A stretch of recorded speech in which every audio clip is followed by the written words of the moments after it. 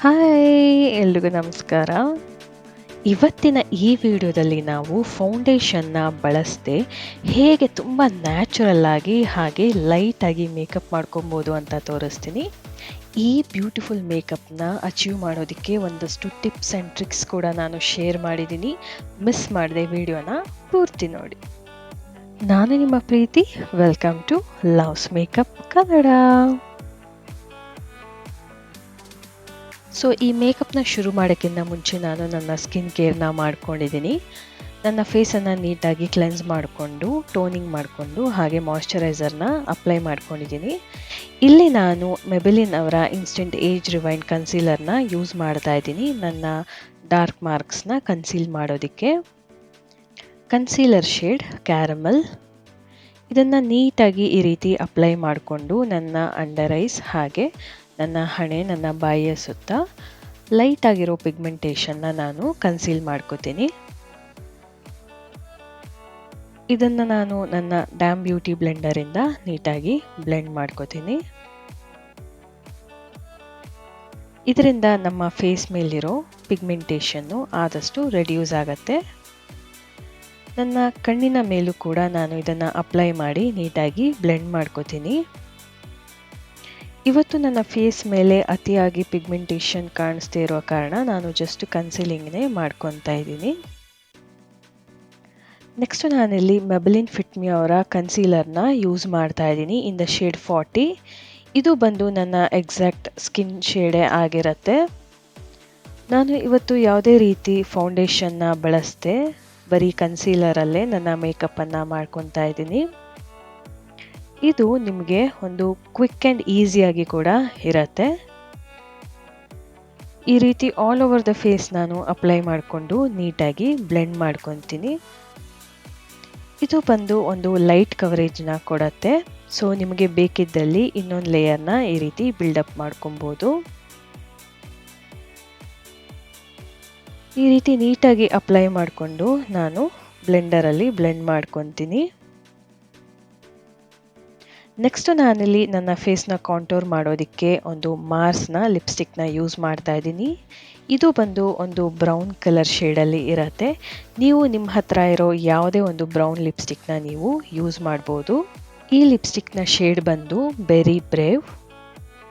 ಇದನ್ನು ನೀಟಾಗಿ ಈ ರೀತಿ ಅಪ್ಲೈ ಮಾಡಿಕೊಂಡು ನಾನು ಬ್ಲೆಂಡ್ ಮಾಡ್ಕೊತೀನಿ. ಇದು ಕ್ರೀಮ್ ಪ್ರಾಡಕ್ಟ್ ಆಗಿರೋದ್ರಿಂದ ನಾನು ಪೌಡರ್ನ ಸೆಟ್ ಮಾಡೋಕ್ಕಿಂತ ಮುಂಚೆನೇ ನಾನು ಕಾಂಟೂರಿಂಗ್ ಮಾಡ್ಕೊತೀನಿ.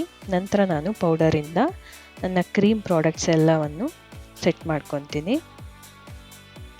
ಈ ರೀತಿ ಕಾಂಟೂರ್ ಮಾಡ್ಕೊಂಡಿದ್ದ ನಂತರ ನಾನು ಒಂದು ಚೀಕ್ ಟಿಂಟ್ನ ಯೂಸ್ ಮಾಡ್ತಾ ಇದ್ದೀನಿ. ಇದನ್ನು ನಾವು ಲಿಪ್ಸ್ಟಿಕ್ ಆಗಿ ಕೂಡ ಬಳಸ್ಬೋದು. ಇದು ಬಂದು ರೀಕೋಡ್ ಅವರ ಬ್ರ್ಯಾಂಡ್ದಾಗಿರುತ್ತೆ. ನೀವು ನಿಮ್ಮ ಫೇವ್ರೆಟ್ ಚೀಕ್ ಟಿಂಟ್ನ ಯೂಸ್ ಮಾಡ್ಕೊಬೋದು. ಈ ರೀತಿ ಅಪ್ಲೈ ಮಾಡಿ ನಾನು ನೀಟಾಗಿ ಬ್ಲೆಂಡ್ ಮಾಡ್ಕೊತೀನಿ ನನ್ನ ಚೀಕ್ಸ್ ಹಾಗೆ ನನ್ನ ನೋಸ್ ಮೇಲೆ. ಇವತ್ತು ನಾನು ಇದೇ ಟಿಂಟನ್ನು ನನ್ನ ಐ ಶ್ಯಾಡೋ ಆಗಿ ಬಳಸ್ತಾ ಇದ್ದೀನಿ. ಈ ರೀತಿ ಮಾಡೋದ್ರಿಂದ ನೀವು ಕ್ವಿಕ್ಕಾಗಿ ಎಲ್ಲಿಗಾದರೂ ರೆಡಿ ಆಗಬೇಕು ಅಂತ ಹೇಳಿದ್ರೆ ಒಂದೇ ಶೇಡ್ ಆಫ್ ಲಿಪ್ಸ್ಟಿಕ್ನ ನೀವು ಚೀಕ್ಸ್ಗೆ ಹಾಗೆ ಐ ಶ್ಯಾಡೋ ಆಗಿ ಬಳಸ್ಬೋದು. ಇದರಿಂದ ನಿಮ್ಮ ಮೇಕಪ್ ತುಂಬ ಕ್ವಿಕ್ಕಾಗಿ ಆಗುತ್ತೆ. ನೆಕ್ಸ್ಟ್ ನಾನಿಲ್ಲಿ ಮೆಬೆಲಿನ್ ಫಿಟ್ ಮಿ ಅವರ ಕಾಂಪ್ಯಾಕ್ಟನ್ನು ಯೂಸ್ ಮಾಡಿಕೊಂಡು ನನ್ನ all over the face set ಮಾಡ್ಕೊತೀನಿ. ನನ್ನ ಕ್ರೀಮ್ ಪ್ರಾಡಕ್ಟ್ಸ್ ಎಲ್ಲವನ್ನು ನಾನು ಯೂಸ್ ಮಾಡಾದಮೇಲೆ ನಾನು ಪೌಡರಿಂದ ಸೆಟ್ ಮಾಡ್ಕೊತಾ ಇದ್ದೀನಿ. ನಾನು ಯೂಸ್ ಮಾಡಿರೋ ಶೇಡ್ ಬಂದು 310. ಇದನ್ನು ಈ ರೀತಿ ಬ್ಯೂಟಿ ಬ್ಲೆಂಡರಲ್ಲೇ ಬ್ಲೆಂಡ್ ಮಾಡ್ಕೊತೀನಿ. ಈಗ ನಿಮಗೊಂದು ಟ್ರಿಕ್ ಹೇಳ್ಕೊಡ್ತೀನಿ.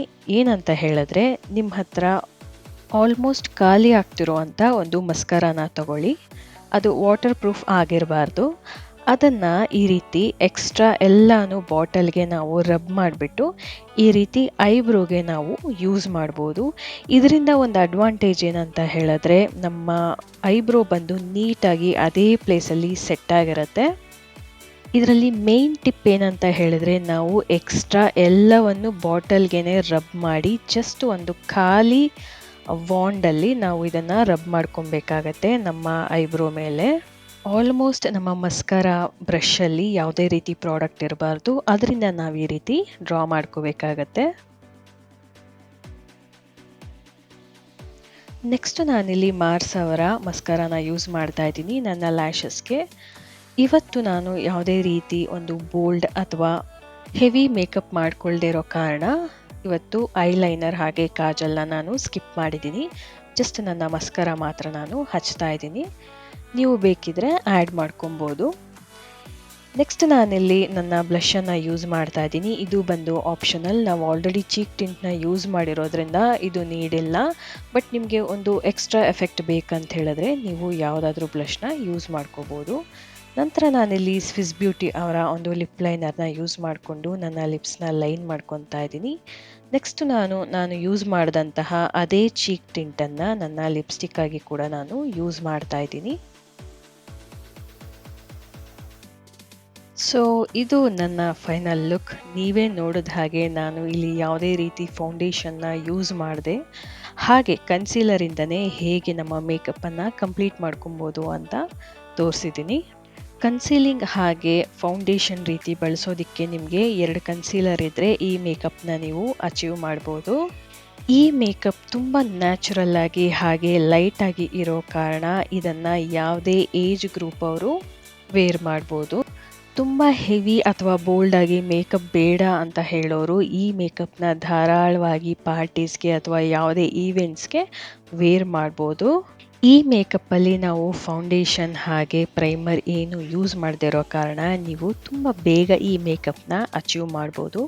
ತುಂಬ ಕ್ವಿಕ್ಕಾಗಿ ತುಂಬ ಸಿಂಪಲ್ಲಾಗಿ ಈ ಮೇಕಪ್ನ ಕ್ರಿಯೇಟ್ ಮಾಡ್ಕೊಬೋದು. ವಿಡಿಯೋ ಇಷ್ಟ ಆಗಿದರೆ ಒಂದು ಲೈಕ್ ಮಾಡಿ, ಹಾಗೆ ನಿಮ್ಮ ಒಪಿನಿಯನ್ನ ನನಗೆ ಕಮೆಂಟಲ್ಲಿ ತಿಳಿಸಿ. ಹಾಗೆ ಲವ್ಸ್ ಮೇಕಪ್ ಕನ್ನಡ ಚಾನಲನ್ನು ಸಬ್ಸ್ಕ್ರೈಬ್ ಮಾಡೋದನ್ನ ಮರಿಬೇಡಿ. ನನ್ನ ಚಾನಲಲ್ಲಿ ಮತ್ತಷ್ಟು ಇದೇ ರೀತಿ ಇನ್ಫಾರ್ಮೇಟಿವ್ ವಿಡಿಯೋಸ್ ಇದೆ, ಅದನ್ನು ಕೂಡ ಚೆಕ್ ಮಾಡೋದನ್ನು ಮರಿಬೇಡಿ. ಹಾಗೆ ನಿಮ್ಮ ಫ್ರೆಂಡ್ಸ್ ಆ್ಯಂಡ್ ಫ್ಯಾಮಿಲಿಗೆ ಕೂಡ ಶೇರ್ ಮಾಡಿ ಅಂತ ಹೇಳ್ತಾ ಥ್ಯಾಂಕ್ ಯು ಫಾರ್ ವಾಚಿಂಗ್.